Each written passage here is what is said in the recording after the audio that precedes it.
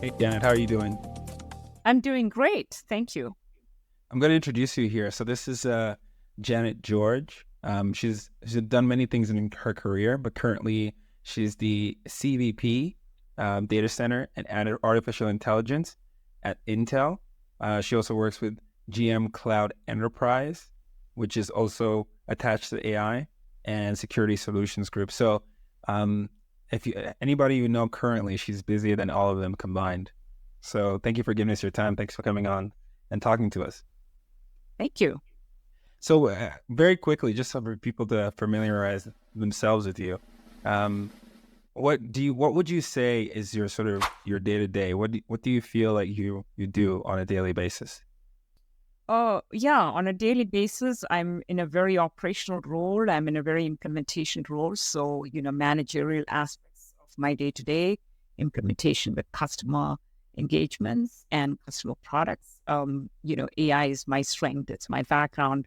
I spent 2 decades in AI, but I think we sit at the intersection of many things, right? So we sit at the intersection of cloud, we sit at the intersection of AI, we sit at the intersection of data, and we sit at the intersection of silicon. All of these things have to come together for us to be able to get the true outcomes that we want. So I feel like infrastructure is a big um, stool of the leg, but there's also two other stools, right? There's the outcomes with AI and all of the tooling, and then there's also the outcomes with data. So the combination of it really makes it very interesting.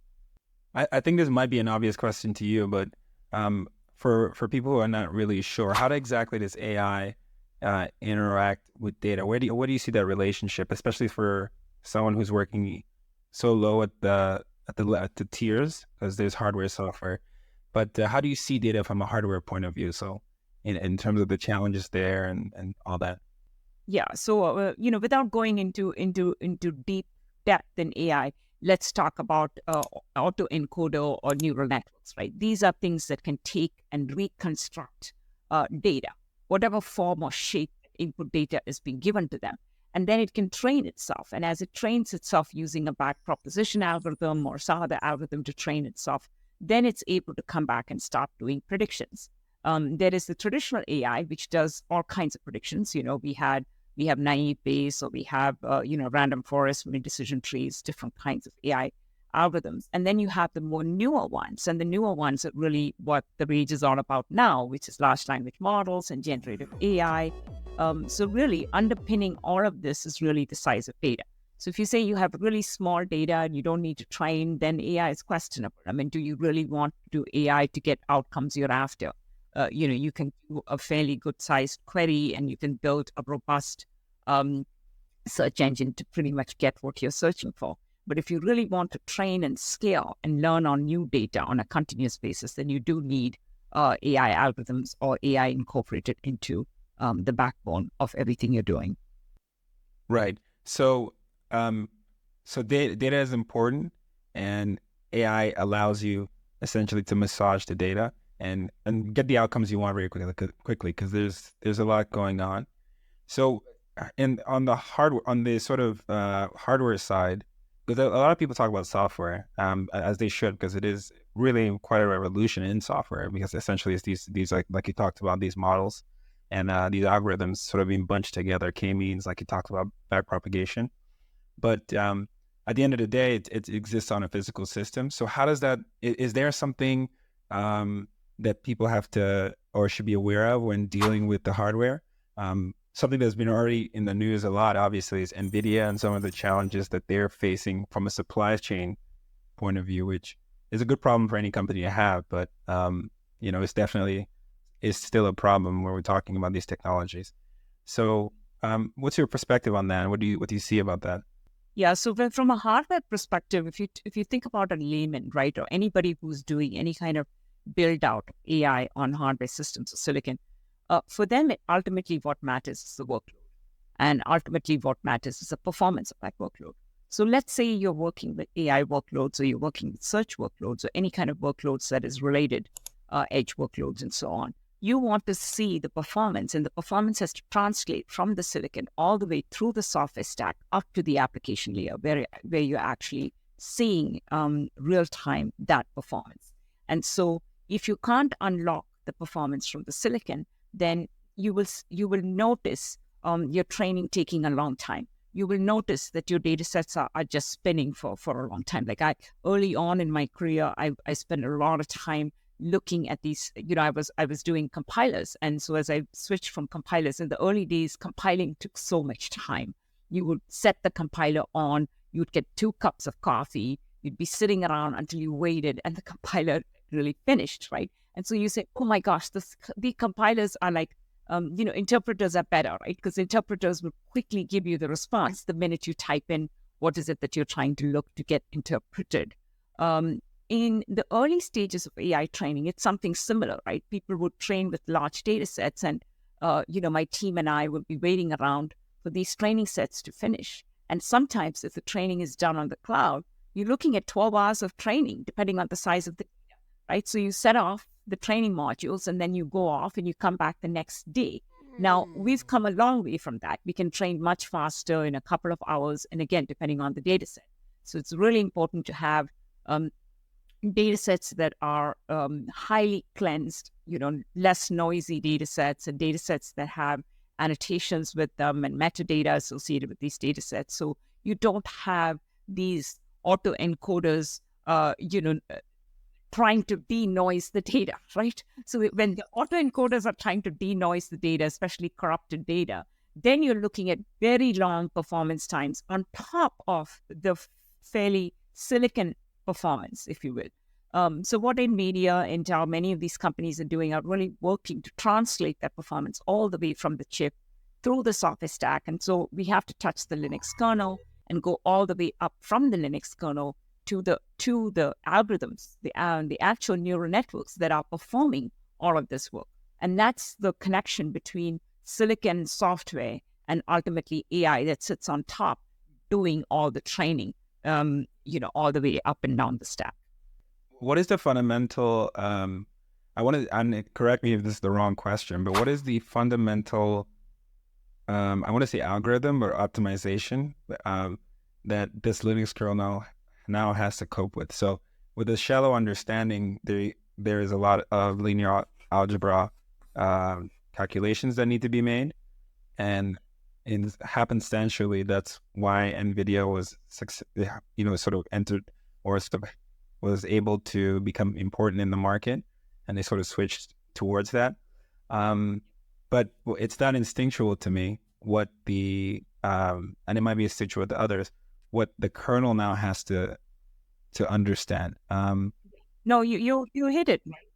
You hit it because that's exactly it. You have to, if you say that you have something in the hardware that is very powerful, and this is where NVIDIA's strength comes and Intel's strength comes, we spend a lot of time trying to make sure that we unlock the value. And think of it as Red Hat too, right? Like Linux distribution or kernel layer sitting on top of the operating system. If you can't actually get that performance benefits, and the performance benefits are by doing mathematical calculations and optimizing these all the way up through the stack. So another way to think about this is also, let's say I'm going to take security because security is becoming so prominent for us, right? Let's say at the hardware level, you have secure enclaves and things like this where you can keep the data secure while the data is being transported to a data lake or while the data is being cross-application data. And many of AI is about looking at data between applications. When a traditional enterprise is actually doing data manipulation, the data is stuck in Salesforce.com. It's probably stuck in HCM tools. At least it's the case when you're working with an enterprise data, and you're trying to find nuggets. Like if you're doing vendor performance management predictions, you're trying to look at data between the CRM and you're trying to look at data between HCM to really start to predict how these vendor performance looks like. What are HCMs very quickly, just to make sure that... HR systems, right? So if you have, your recruitment systems or your HR systems, or you've logged on, interactions with your customer and so on and so forth, you want to look at all of these before you look at trying to predict the performance of the vendor or vendor management systems and scoring the vendor, ranking the vendor, trying to figure out all of the details, confidence levels with particular vendor performance and so on. So now you're looking at data being transported from multiple legacy systems that are sitting in an enterprise.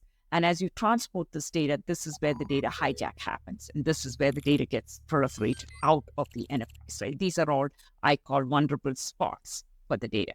So when you enter these vulnerable spots, you want to make sure there's some kind of security. And then these are built into the silicon. So you have the silicon, what I call secure enclave. So when you transport the data is actually sitting inside the secure enclave, and the next data is coming into or is operating in another secure enclave. And the transportation and the protocols between the two secure enclaves are very much validated and attested, right? So it's qualified. And so you can't have hijacking happen. But if you have all these capabilities at the hardware level and you're not seeing that penetrate or propagate through the software layer, then you're not going to actually use any of that, right? And so the whole goal is to make sure that what needs to be done. And then so we sit and try to do security at the higher levels of the stack, right? So you can do security at the software layers of the stack, but it doesn't compensate for what you can do at the silicon layer.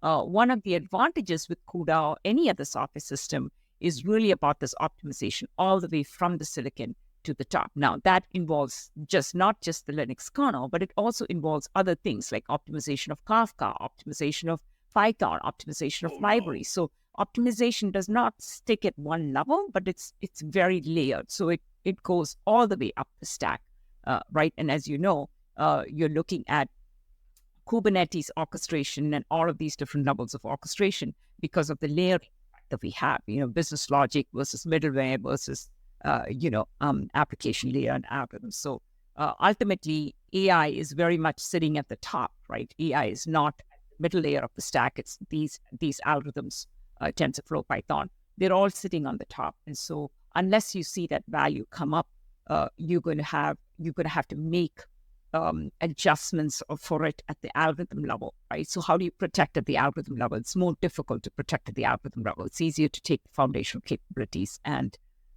protect yourself at that level. Right. If you want to do it at the algorithm level, you kind of have to create these pockets. And because you're sort of stacking them, or because just by the very nature things are stacked, the higher you go up the stack, the less speed you have and the more complication there is, because it's just not optimized on a chip level or a pseudo chip level relative to how you want to think about it. That's exactly right. And one example, I'll just say this example. One example in my tenure with Western Digital, when I served as a chief AI officer, one of the things we saw was we couldn't work with open source TensorFlows, right? Because they were so exposed to critical data being stolen, right? There were so many gaps. And so we had to take all this TensorFlow technology that we saw in open source and augment that with our own technology. So we had to write our own TensorFlow. And people say, why do you want to write your own TensorFlow when there's already TensorFlow out there in open source, right? And you don't. You can use many of the techniques that is in open source, and you can use those as your building blocks and augment with what you need. Because when you think about silicon data or you think about design concepts, these are highly proprietary data.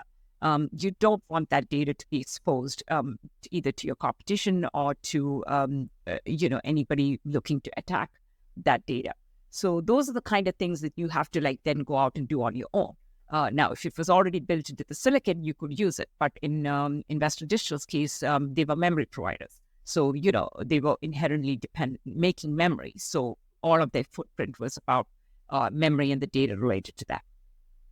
So I think just to sort of get people more familiar with you, because one thing is for sure, you've really been able to explain the complexities that you deal with on a day-to-day basis. But as all people who sort of deal with a lot of problems, they always ask themselves how they got here. And so if I ask you the same question, I'd love to know, so how you got into tech and how you got into, these different pieces of technology that honestly were speculative as early as 5-6 years ago. I think people who were in the industry saw it sort of come up slowly. I think the thing that I saw was reimagining of all images as Aaron Cloud's painting us, and that sort of was going around, and it was quite interesting, and people were making pseudo websites on it. And then now it's become this sort of phenomenon. But I'm sure that getting into AI early I'm not sure how popular that might have been, and we'd love to see how you got into that, and then got into sort of the scaling of these problems and scaling of the power of these problems, and almost like sort of at the most granular level, trying to solve the whole stack in a way, or solve for basically the whole stack? Yeah. Early on in my, early days of childhood, I was always interested in complexity and complex problems. I naturally, navigated towards complexity and how to solve complex problems. And then also I was very good at math. So, the combination of really being mathematical and also just really looking at complexity in problems. And then, my training was in computer science with artificial intelligence as my thesis topic. So I had picked pretty early on that I wanted to go into artificial intelligence because I was very interested in the whole inferencing model. And at the time, we were just inferencing. It was, data sets were so small. We're talking about 20 years ago, right? So data sets were very small. And so you couldn't do very large scale. But if you look at every single algorithm, they've been around for 20 years. You look at random forest and naive Bayes and pick any one of these algorithms, right? These have been around, Markov model, right? Chain model. These have been around for a long time. So it's not like machine learning wasn't around. It was around, and people were studying this for their training and their basis of education. It's only that they couldn't practically make sense of it and use it, right? When I was working at Apple, I spent a lot of time inferencing. And I realized very quickly that the data sets were so small and you couldn't do much with these data sets. And this is why I went into compilers and compiler programming, and I really started going down the path on distributed computing. But very shortly, I remember in Yahoo, we started having eBay actually was the proliferation of data. We had so much data around, and now we had to do searching and crawling on these massive data sizes. And search algorithms were not built to do that. Search algorithms, I call it the retrieval problem versus the extraction problem, right? When you retrieve data, and you're especially retrieving large amounts of data as part of a search problem domain, you're not actually looking at what was retrieved. You're just looking at the information retrieval problem. Now you go into extraction problem. Extraction problem is an AI problem because now you look at the contents of what is retrieved, not just the retrieval and the indexing of very large data sets. World Wide Web created massive amounts of data, and many of this data was just noisy. So search results was not actually, you couldn't say that search results were contextually relevant. PageRank model was inherently about, who viewed the content, right? So it was about wisdom of the clouds. And wisdom of the clouds is great, but then, if somebody just liked something for the reasons of humor or other reasons why they liked a particular link or page, it would surface to the top. So we had to lean into extraction and really looking at tokenizing the contents and learning the contents. And so I think I got into from two aspects: one, my own passion, and then the other was my career track record, right? Like I was always attracted and leaning towards the harder problems and the more novel cutting edge things because I was sitting at the precipice of these bigger problems that the world had not solved. eBay was trying to figure out how to do a lot of searching that was valuable for their sellers and their buyers on the marketplace, and the volume that they were seeing was unlike any. Yahoo was dealing with an entire Library of Congress data, you know what I mean? And on the website, it was just amazing amounts of data that we had to literally figure out what to do with it to make it valuable for our customers. And we wanted to bring value. Like if you were on the Yahoo website, we wanted to make sure that you actually saw content that was relevant to the content that you were browsing. We didn't want to show you jiggly ads or things like this, So it made sense to really mine the data for our customers and then start to do early AI and data science. And that's where my career really, the trajectory of AI really took off was in Yahoo. And then from there, it just became more industrial because the world was catching up and people were really trying to figure out AI tooling. And now you can see, I feel like with this newer models, the kids are embracing it much faster. So if you see the kids, they are writing their school papers and they use 5 different large language models to create their school papers. And then pretty soon they make a subset of all of these, right? So the baseline has been established, and the baseline is, hey, there's ChatGPT and other technologies that's out there that can very robustly inform you about a particular topic, but it's not without human reinforced learning, right? And so human will always have to look at these and say, does this make sense or not, right? You can't completely rely on the machine. So it's very much still human feedback in the loop, and it's augmented by human intelligence. You sort of talked a little bit about sort of the complexity of this and sort of all the things you need, math, and you were interested in solving hard problems and interested in math. And what that reminds me of is I think, when you think about what Turing was doing initially, the first thing he did is he talked about how you would need a lot of in fact, where I read it, he said he would need people who solve problems and a lot of statisticians. And his original problem was but this idea of search and I think search and sort of sorting. He said it was a fundamental abstractions that have to do with intelligence in and of itself.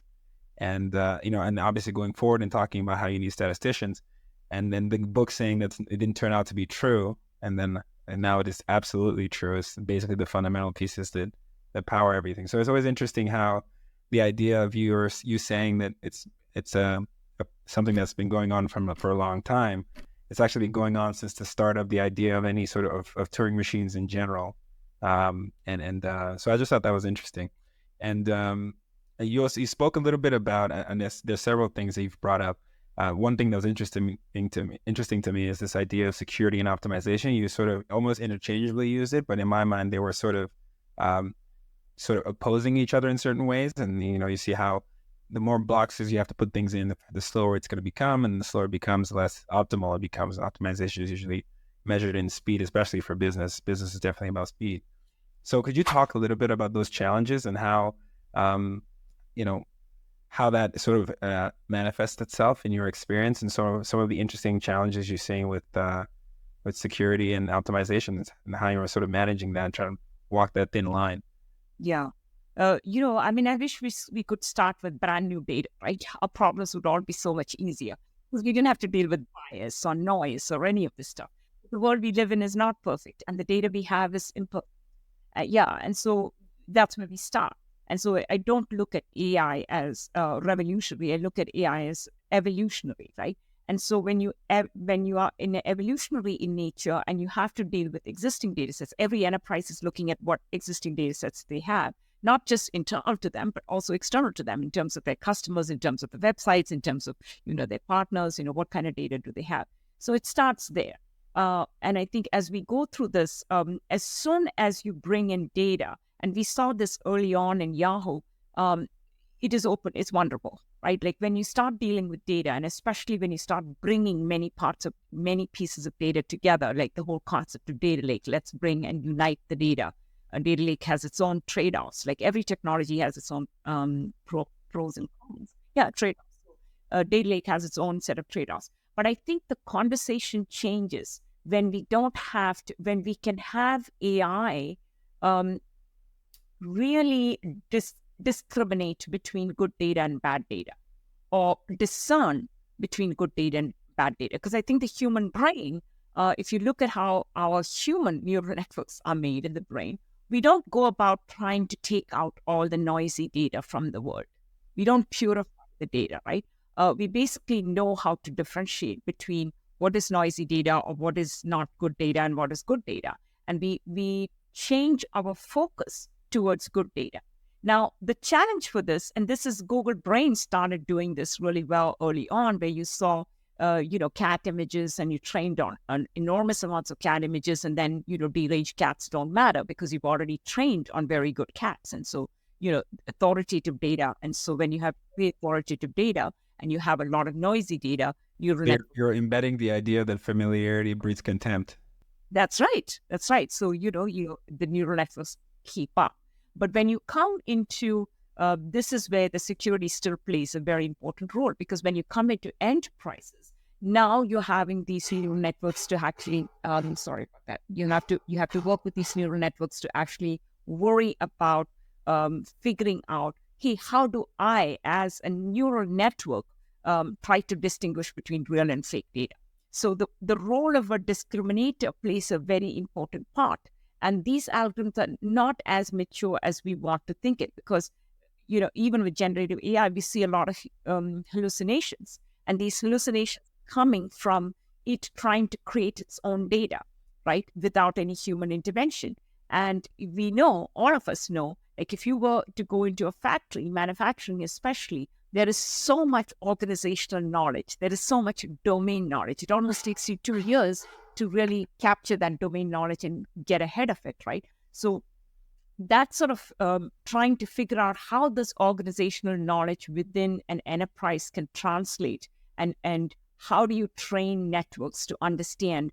I remember spending hours in the factories as I was building practical, AI, to really train the neural networks with very small sets of data. We were doing generative AI at the time, and when you look at generative AI, we were really creating capacitor images with fake and true polarities, right? If the fake polarity was the one that caused all the visual inspections to fail, true polarity was what caused us to succeed. And so we were spending a lot of time training these neural networks. And really, there was so many permutation combinations of how the polarity was put on the physical silicon. Even the experts would have to sit down and debate whether these polarities made sense, or should I'll take the memory channel. So when you send the current from the upper layer to the bottom layer of a NAND chip, 2-dimensional NAND or 3-dimensional NAND, this current creates these memory holes. So these memory holes can look like oval or eclipse based, or somewhat heart shaped or whatever. And we had to figure out, what's the right memory hole look like? What's the right circumference? What's the right radius? How much deviation can it have? All of these things. It required a lot of people who are experts in device physics to come and sit down and decide whether this was right or wrong. And you were embedding this AI straight into the chip. That was the goal, was to embed the decision making abstraction straight into the chips. That's right. All right. So now we're sitting here saying, hey, but when we do this, and if we do this, like, do we have the domain knowledge and the expertise of the domains built into the training sets and built into the discrimination and encoders and things like this, right? We don't want to sit on the outside and keep on monitoring what AI did. We'd rather have AI do the right thing from the get-go, right? And we score it and weight it and change all of that to make it do the right thing as we learn. So this discrepancy is going to consistently exist, right? Even with web reviews. If somebody rated a web review as number 5, and then within the context of the web review, they said, I'm not going to buy the product. For us humans, we're very quick to hone in on that, right? We say, okay, they're not going to buy the product. So obviously, they were dissatisfied with this product. They gave us a great review because they were kind. And so I think this knowledge is very complex, right? And it has so many different permutations to it. You can see things like a house burned up and a house burnt down. It means the same thing, right? It's just a different way of expressing the same sort of knowledge or information. So I think those are areas where we're going to see AI as it advances trip up quite a bit. If you like what you saw, take a look at the description. You'll see segments. You'll see the full podcast. Go take a look. Please go listen. Don't forget to like and subscribe. Thank you for watching. We'll see you later.